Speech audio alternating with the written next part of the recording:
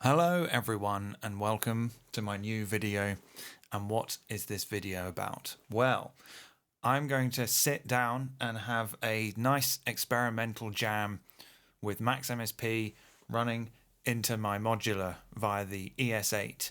I suspect you're probably wondering who this handsome chap is. Is that me? No, that's not me. That's John Thor playing Inspector Morse in the famous 80s, 90s regional detective show.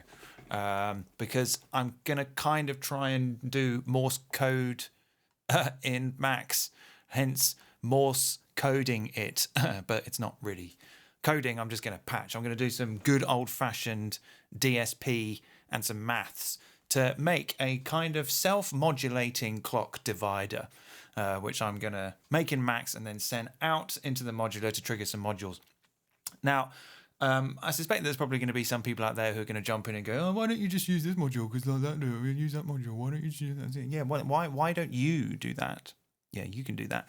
I'm going to do this because this is an educational video for people who are curious about MaxMSP and want to fool around with some signals and send them into some modules or something. So yes, what I'm about to make probably exists in a module, probably something like the 4MS rotating clock divider, or I believe even PAMS has a way to take some CVs in and route that CV input to the rate of a clock. All this stuff exists, but you know, we all know that. Instead, I'm just gonna screw around with some phasers. The phaser, the humble phaser, I'm going to have to zoom in a little bit here, so we'll have to look at the Eurorack a little bit later. So what am I going to use? I'm going to use the humble phaser. Basically what I'm going to do is I'm going to have a phaser, which is going to be my sort of top phaser, which is going to cycle over the course of one bar. And then what I'm going to do is I'm going to basically divide the rate of that phaser by some sub-phasers.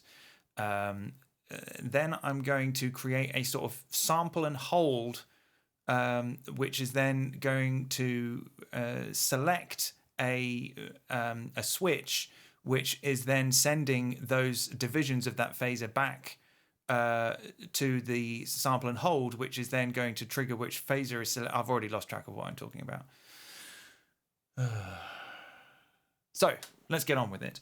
First of all, I'm going to tell I want my phaser to go at 1.1.0.0, which is a bar, at lock 1. I'm going to do this all from Max. I did try earlier on to find out a way to get a good clocking system from the modular into Max, but I struggled a bit, so I thought I'd leave it for another time. Instead, I'm going to go with this.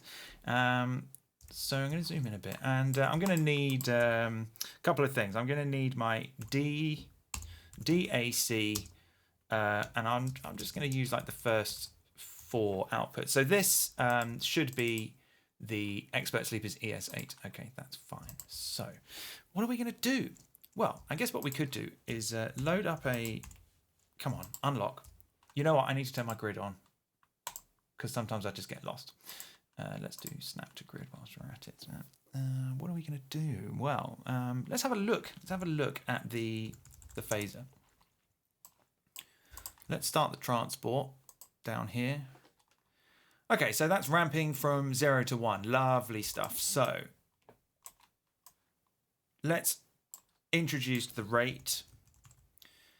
And let's say, just to start with, that we want this rate to be at half the rate of our top phaser. Let's have a look at this. Okay, so if we line them up, we can see that that one's actually going at, well, twice the speed, half the rate, I guess you could say. So I'm going to basically take, I want to sort of make a way to set the division for each division. I'm going to have 4 separate clock divisions, and I'm going to modulate between them using pulses generated by that modulated divided clock.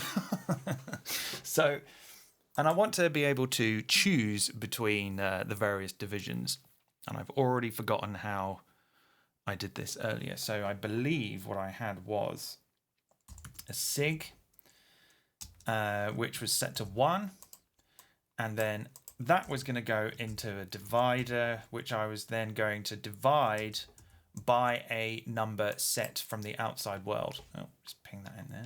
Oh, actually, do you know what? I learned this cool new thing. If you click on a patch cable and go Shift N, you can put a new object in there. Isn't that great?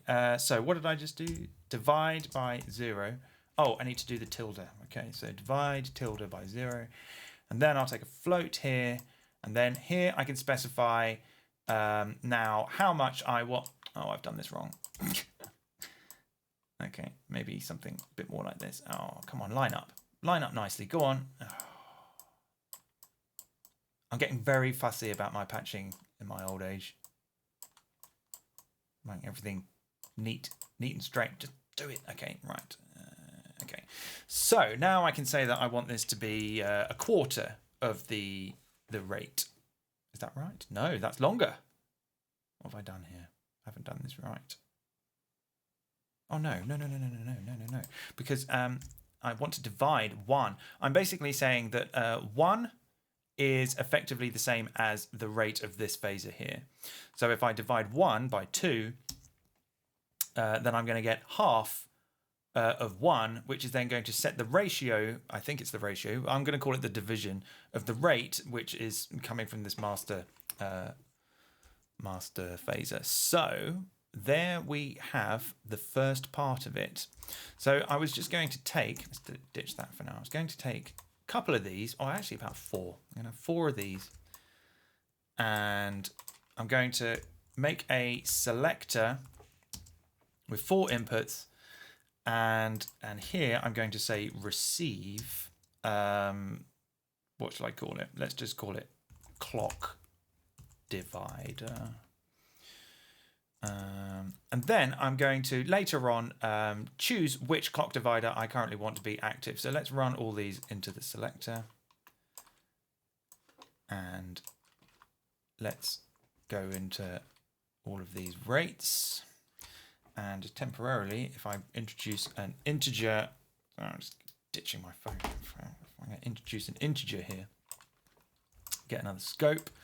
And I say that the first one I want to be divided by 2, the second one by 4, the third one by 8, and this one by 1.5. So we can now look at the various clock divisions. You can see that one's a little bit faster. That's divided by 4. This one's divided by 8. And this one's divided by 1.5. Yeah. So something's going on in my something's going on. Everything's clicking. I think that due to the amount of plastic objects I have in here and the shifts in climate, things just click as they slightly morph in size. Does my head in. So there might be a lot of clicks.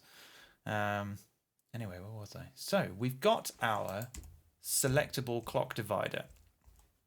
So why don't we just like quickly try and get that into the outside world? I'm going to use delta.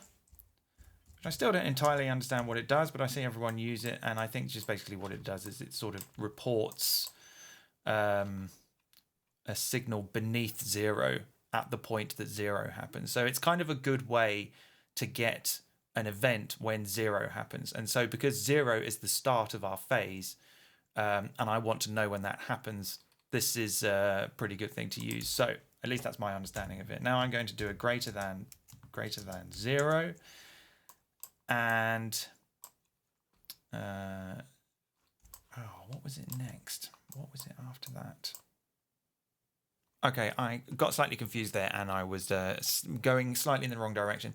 This delta and greater than 0 part, I'm going to maybe use that later. Actually, what I wanted to do was take the output of the selector, which is the current phaser division, and just say greater than 0.5 to give me some pulses. So you can see actually, so what are we on? Let's go to clock divider 1 and say divide by 1. So basically not dividing. So we have here that we have a pulse which is about the same. It's slightly off by the looks of it, but yeah, no, it looks a bit out of phase. Anyway, it's fine. We'll work it out as we go. So effectively, this is going to be how I'm going to generate the pulses. I'm sure there's a better way.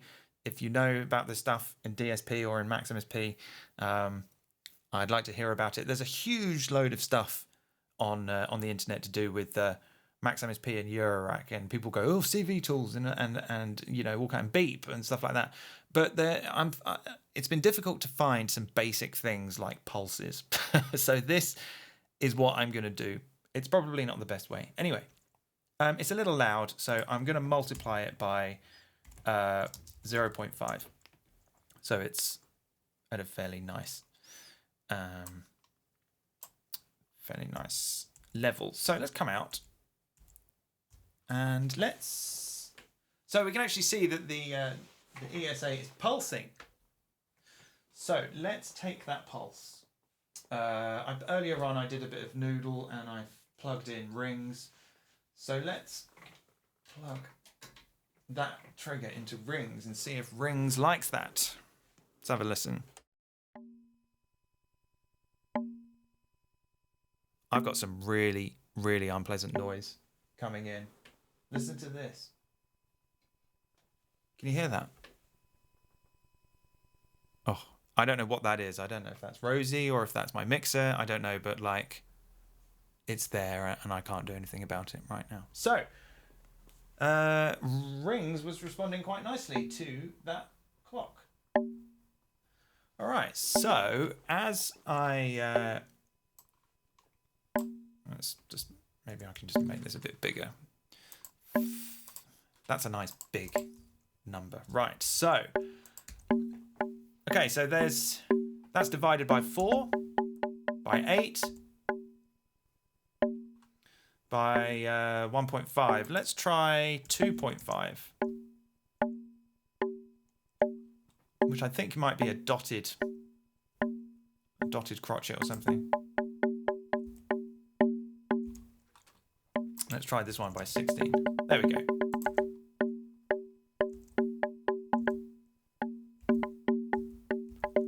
Okay, so we've got some nice juicy rhythms there waiting to come alive. However, we don't really want to sit here just bouncing around with this number box. What I wanted to do was try and use the zero the zeroing of all these phases to report an event, which could then trigger a sample and hold, which could then select which clock division is currently active. So let's zoom back in to where we were. Let's zoom back in about here.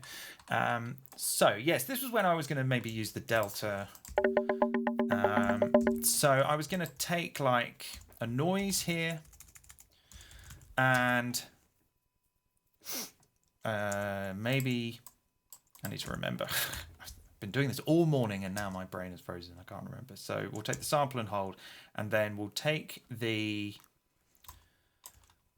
trigger here to trigger the sample and hold.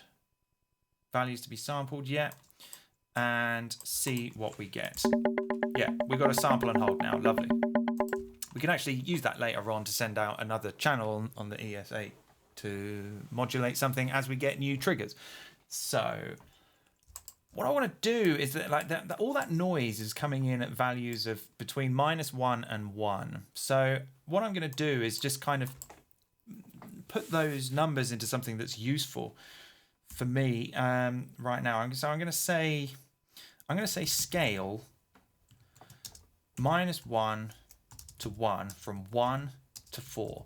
Now, again, probably there's some other sophisticated mathematics I could probably do to this, but the scale is just so flexible and just so quick. So now what I've done is I've taken that noise, that sample and hold, and scaled it from -1 to 1 to 1 to 4.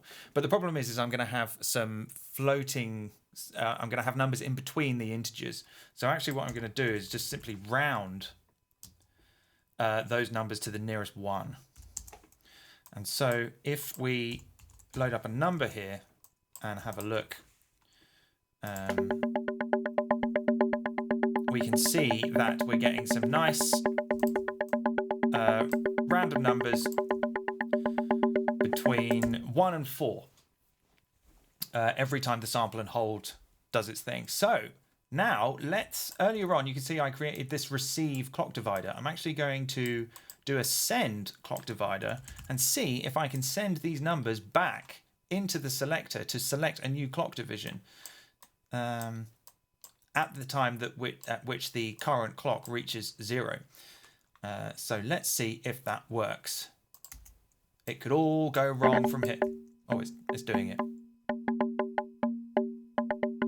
Yeah, it's doing it. Yeah, it's doing it. Yeah.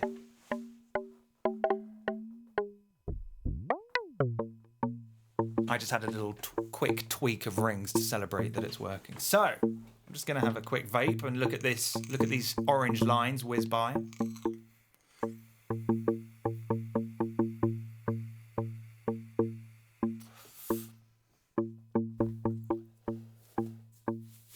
Okay, so maybe we should hear it in some context. So actually, I'll just take another one of these rate things and just use it to trigger another module just at a straight rate.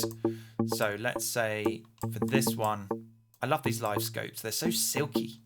They're much better than the Max scope. The Max scope is like, it's just like, I know you can change the update speed or whatever, but these live ones are so nice. Anyway, so let's just divide this one by 4. And then I'm going to take this same thing over here and use this to trigger another module. I've got the Basimilus plugged in. Okay, so I'll take this output to output 2 on the expert sleepers, and we can see that output 2 is currently flashing at quarter notes, I believe, to the tempo. So this is running with the max tempo. So I can stop this now at any point by clicking down here. So let's take, where's that one? All right, let's make minimal techno. Okay.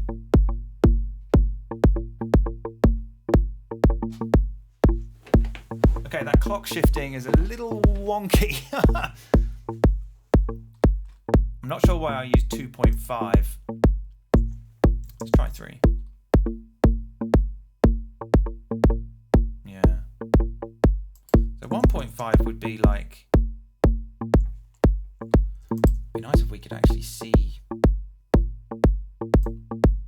It might be a little bit of a drain on the signal. Let's get rid of these scopes for now, and maybe make some scopes for each of these. Gosh, it's already getting a little crowded. Okay, let's just sort some of this stuff out. All right, and let's maybe just make some scopes for. Can I ping you in there? No. Okay. Let's just maybe make some scopes for each of our divisions, just for a bit of visual feedback. Obviously, as I add new MSP objects, the signal sort of goes for a second and then gets back. So let's zoom in a bit and see if we can kind of visually work out. I've not been very good with ratios. Obviously, like, you know, dividing by numbers in 2s is one thing, but if I want to get sort of like dotted crotchets or things like that, I mean, 1.5 I'm guessing is like is the original phaser plus a half. Let's see. No, it's not. Okay. So twice of that would be 3. Let's try. Gosh.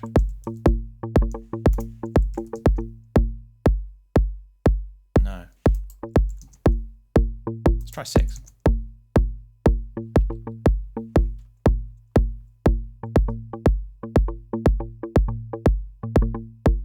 There's a little bit of funk in there somewhere, but it's going to need some refining, I think.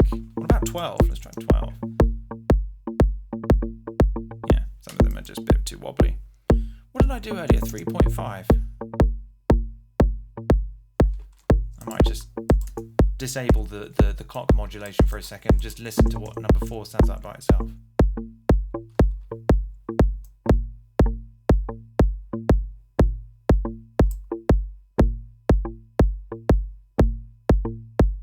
Well, I mean, you know, there's plenty of polyrhythms in there to explore, but I mean, they're not polyrhythms because they are happening intermittently rather than all at the same time. So it's more like a monorhythm, I suppose. Monometric clock modulate. I don't know, whatever. Try 2.5. So yeah, I mean,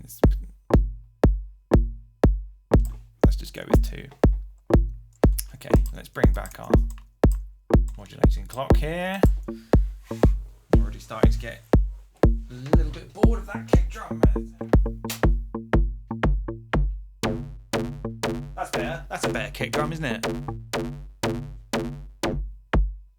Alright, so let's do the same sort of thing with the hats. Let's maybe bring in some hats. Let's take another instance of this clock division here, and let's say by 4, and let's send this out to output 3, and we can see that output 3 is pulsing. So let's take, oh,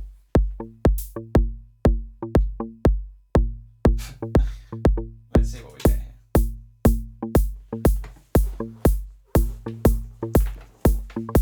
All right, so the problem is that that division is on the same as the kick. I want the same rhythm, but I don't want it at the same time. So I'm going to need to shift that phase. So I can shift the phase by simply adding a number to it. So if I put a float here, I can shift the phase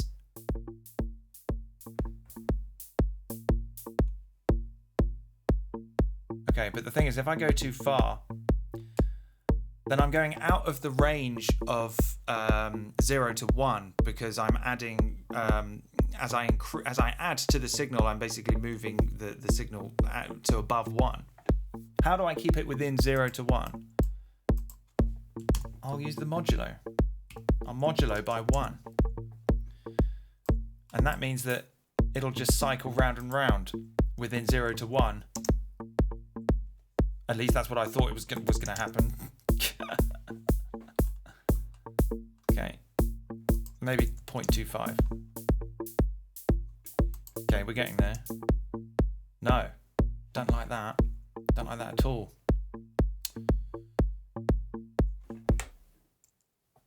Okay, everyone, I made a slight mistake and I've worked it out. So actually, I put the plus and the modulo at the wrong point in the chain of events. So so let's just go through that again. So the rate is coming in, and I've divided the rate by 4, which is the same as the kick drum. So what I've done is I've added 0.5 to that signal to shift the phase by, you know, halfway. But in order to keep it within the realms of 0 to 1, I've used the modulo object. So if I actually just showed you that, like, where we're going now from, where I've added 0.5, we're actually going from 0.5 to 1, but we don't want that. We want to go back from 0 to 0.5. So that's where the modulo object comes in, and it kind of wraps it round, you know.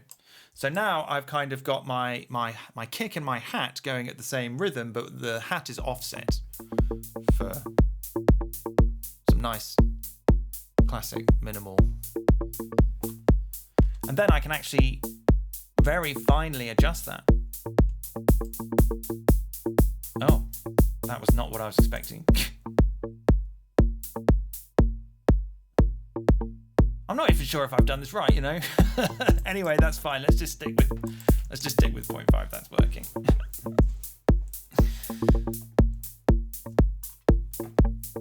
I've been spending basically the last 2 weeks playing around with phasers and modulos to make all kinds of funny little phaser shapes. Anyway, so that's kind of it, really.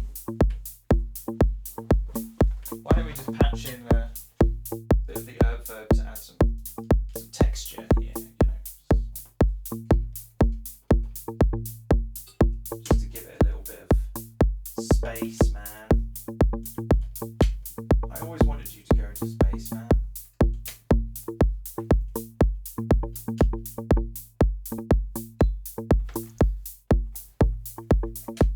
All right.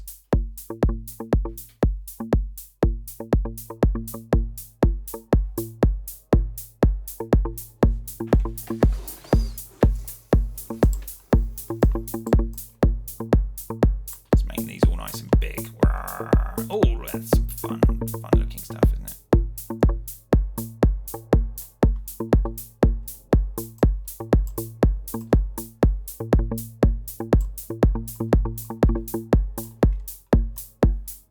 Let's just put our scopes in really bizarre places and make them weird sizes. There we go. This is MaxMSP, we can do what we want. So where was that sample and hold I had earlier? It's there. So let's take a copy of that scope and have a look at that. Yeah, that sample and hold's ticking away. Let's send that to output 4. Oh, not that. Oh my god. That's this one. Okay, so now if we look at output 4 on the ES8, we've got a sample and hold. So let's take that. What can we do with that? Maybe we could put it into the damping on the rings, which is doing our sort of leading percussion. Where are we damping?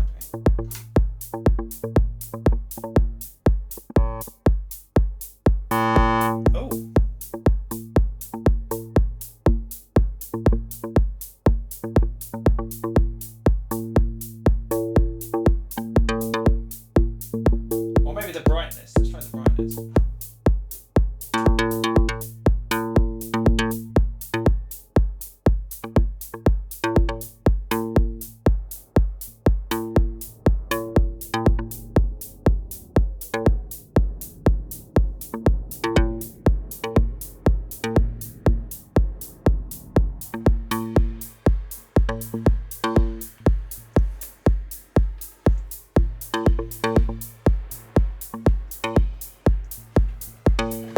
So, we need to put a bit of reverb here on the mixer. Let's just do that. Oh, hang on.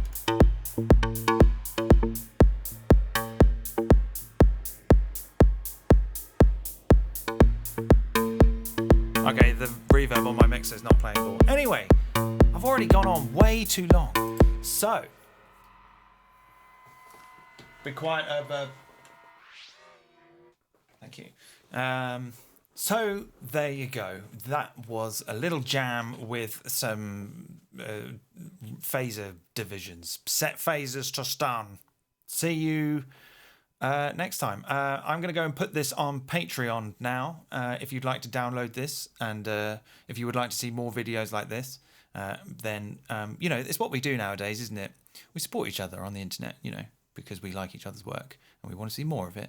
So if you feel like doing that, great. If not, then take a screenshot now. Or just come up with your own ideas. I don't know. All right. See you next time.